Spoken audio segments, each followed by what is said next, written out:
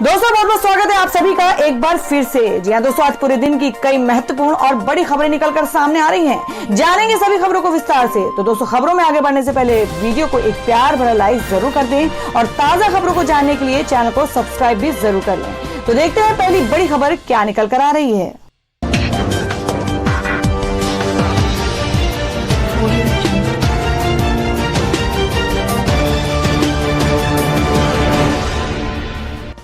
तो दोस्तों आज की पहली बड़ी खबर बता दें कि कांग्रेस में जारी नेतृत्व संकट पर राहुल गांधी को मिला शिवसेना का साथ। पानीपत की लड़ाई याद दिलाई। जी आपको बता दें कि कांग्रेस के फर्स्ट फैमिली को पार्टी के अंदरूनी संकट पर ऐसे दोस्त का सहारा मिला है जो शायद उसको भी हैरान कर रहा होगा।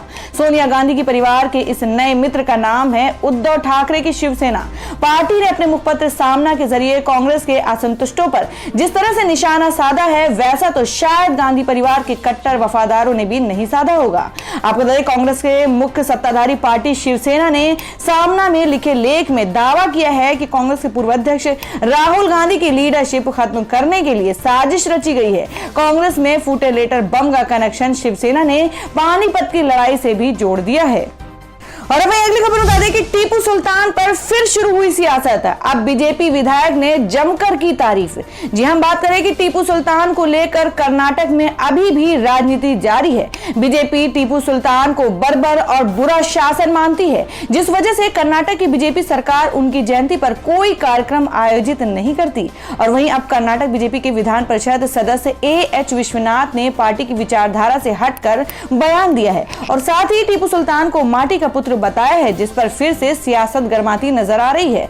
विश्वनाथ ने मंगलवार को मीडिया से बात करते हुए कहा कि टीपू सुल्तान इस देश के सबसे महान स्वतंत्रता सेनानी थे। उन्होंने देश में स्वतंत्रता आंदोलन को गति दी। देश को ऐसी प्रख्यात हस्तियों का सम्मान करना है। इस पर पत्रकारों ने उनसे पूछा कि उनका दृष्टिकोण पार्टी से अलग क्यों है। इस पर उन्होंने कहा कि यह एक अलग मामला है। टीपू सुल्तान किसी पार्टी या जाति धर्म के नहीं है, वो इस माटी के पुत्र हैं। उन्हें किसी धर्म तक सीमित करके सीमित नहीं करना चाहिए। और वहीं अगली खबर बता दें, सुदर्शन न्यूज के वीडियो की आईपीएस एसोसिएशन ने की निंदा। कार्यक्रम को बताया नफरत फैलाने वाला। जी हम बात करें कि सुदर्शन न्यूज और उसके editor in chief Suresh Chauhan के एक बार फिर से सुर्खियों में है। सुदर्शन टीवी पर एक कार्यक्रम में सुरेश चौहान ने सिविल सेवा में धर्म विशेष के उम्मीदवारों के चयन पर सवाल उठाए हैं। सुरेश चौहान ने गुरुवार को ट्विटर पर एक वीडियो शेयर करते हुए सिविल सेवाओं में मुस्लिमों की घुसपैठ की बात करते हुए इसे नौकरशाही जिहाद करार दिया, जिस पर अब आईपीएस एसोसिएशन ने विरोध दर्ज करा है। आपको बता दें आईपीएस एसोसिएशन ने सुरेश चौहान के उस वीडियो को सांप्रदायिक नफरत फैलाने वाला बताते हुए ट्वीट किया कि धर्म के आधार पर सिविल सेवाओं में उम्मीदवारों को निशाना बनाने वाली एक समाचार को सुदर्शन टीवी द्वारा बढ़ावा दिया जा रहा है। और अब बता दें कि लॉकडाउन से कई राज्यों के वित्तीय हालत खराब, सैलरी देने के लिए नहीं है फंड।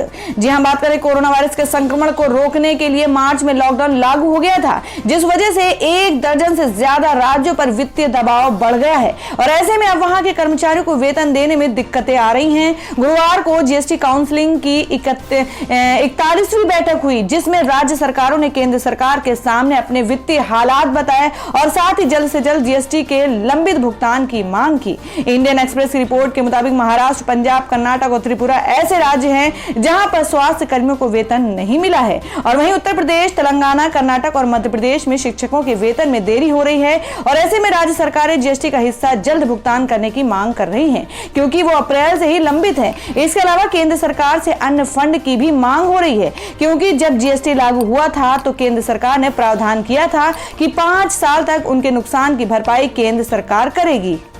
और वहीं अगली बड़ी खबर निकल कर आ रही है, जिसमें कपिल सिब्बल ने दी कांग्रेस को नसीहत। कहा अपनों पर सितम नहीं, बीजेपी पर करे सर्जिकल स्ट्राइक। जी हां आपको बता दें कि कांग्रेस के वरिष्ठ नेता और पूर्व केंद्रीय मंत्री कपिल सिब्बल ने उत्तर प्रदेश कांग्रेस द्वारा पार्टी के नेता जितिन प्रसाद पर निशाना साधने की आलोचना की है। उन्होंने प्रसाद को निशाना बनाए जाने को दुर्भाग्यपूर्ण बताया है। सिब्बल ने ट्वीट किया, दुर्भाग्यपूर्ण है कि जितिन प्रसाद को कांग्रेस में आधिकारिक तौर पर निशाना बनाया जा रहा है। कांग्रेस को भाजपा पर सर्जिकल स्ट्राइक की बजाय अपनी ही पार्टी के नेता को निशाना बनाने में मेहनत करनी पड़ रही है। उनके इस ट्वीट से परोक्ष रूप से सहमति जताते हुए कांग्रेस नेता मनीष तिवारी ने ट्वीट किया कि भविष्य ज्ञानी खबरों के मुताबिक लखीमपुरी खीरी कांग्रेस कमेटी ने 5 प्रस्ताव पारित किए हैं, जिनमें से एक में मांग की गई है कि जितिन प्रसाद के खिलाफ कार्रवाई की जाए। गौरतलब है कि सिब्बल, तिवारी और प्रसाद उन 23 नेताओं में शामिल हैं जिन्होंने कांग्रेस के संगठन में व्यापक बदलाव, सामूहिक नेतृत्व और पूर्णकालिक अध्यक्ष की मांग को लेकर हाल ही में सोनिया गांधी को पत्र लिखा था।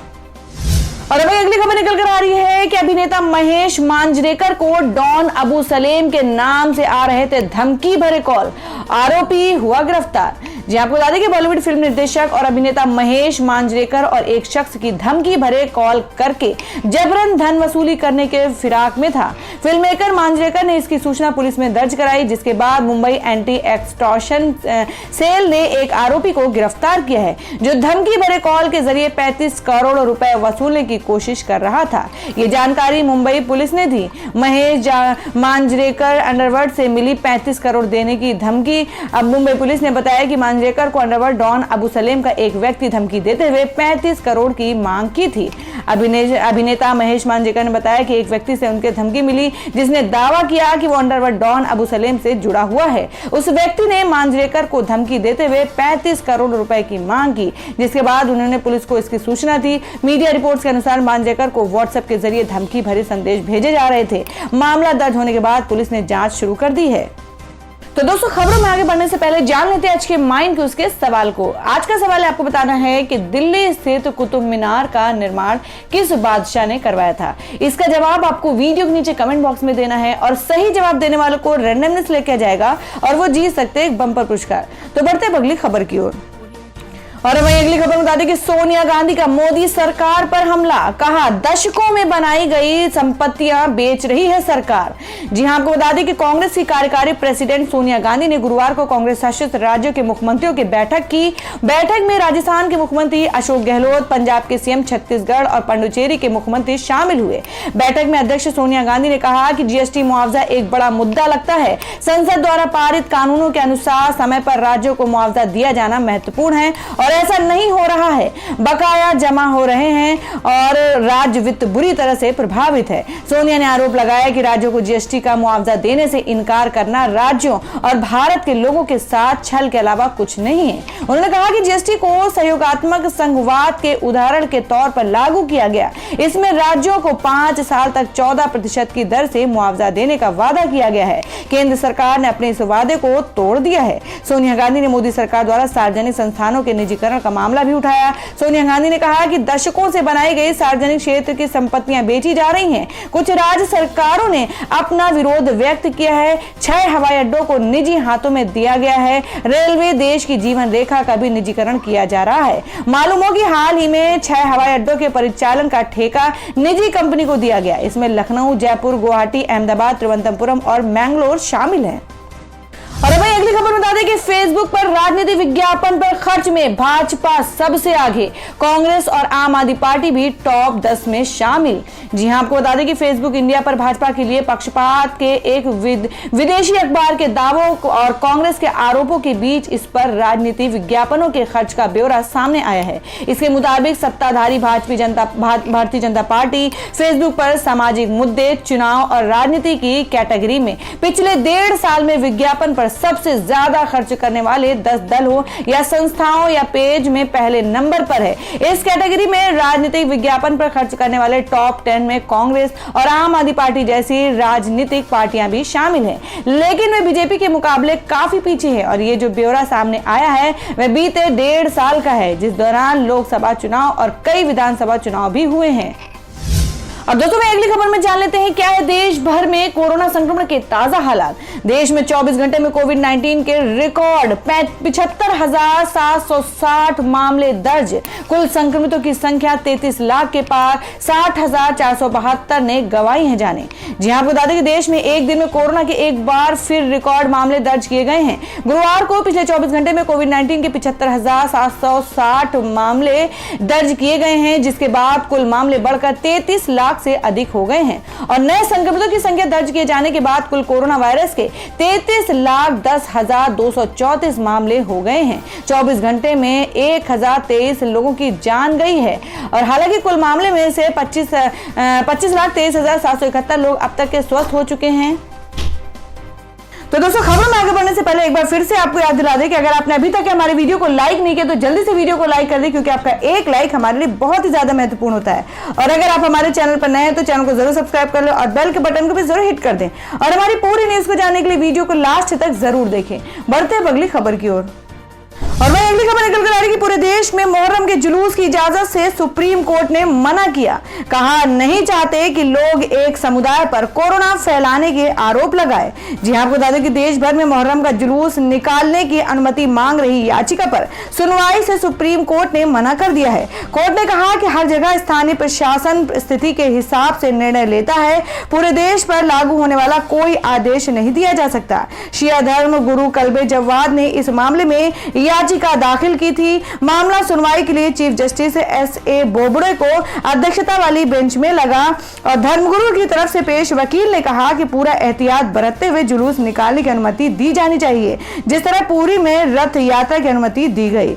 पर्युषण पर्व के दौरान जैन समुदाय को मंदिर में जाने की अनुमति दी गई, वैसा ही इस मामले में भी किया जाना चाहिए। इस पर चीफ जस्टिस ने कहा कि रथ यात्रा सिर्फ एक शहर में होनी थी, उसमें यह भी पता था कि यात्रा कहां से शुरू होकर कहां तक जाएगी। इस मामले में जुलूस पूरे देश में निकलने हैं। कुछ स्पष्ट नहीं है कि किस शहर में कहां से यात्रा शुरू होगी और कहां तक जाएगी। हम राज्य सरकारों को सुने बिना पूरे देश में लागू होने वाला कोई आदेश कैसे दे सकते हैं। बेहतर हो कि हर जगह फैसला वहां के प्रशासन को लेने दिया जाए। कोर्ट ने यह भी कहा कि पर्युषण के दौरान भी सिर्फ मुंबई में 3 जैन मंदिरों को खोलने की अनुमति दी गई थी। वहां एक बार में सिर्फ 5 लोगों को जाने की इजाजत थी।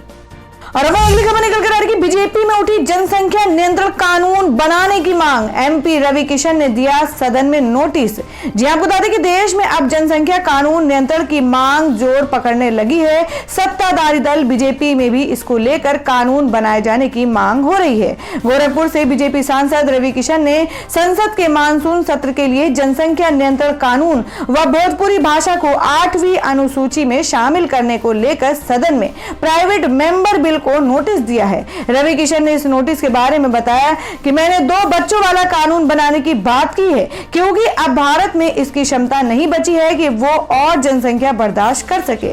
लोगों को अगर बेहतर जिंदगी और रोजगार देने हैं तो जनसंख्या नियंत्रण बेहद जरूरी है। उन्होंने आगे कहा कि चीन समेत दुनिया में अगर हम सबको आगे बढ़ना है तो जनसंख्या पर नियंत्रण बेहद जरूरी है।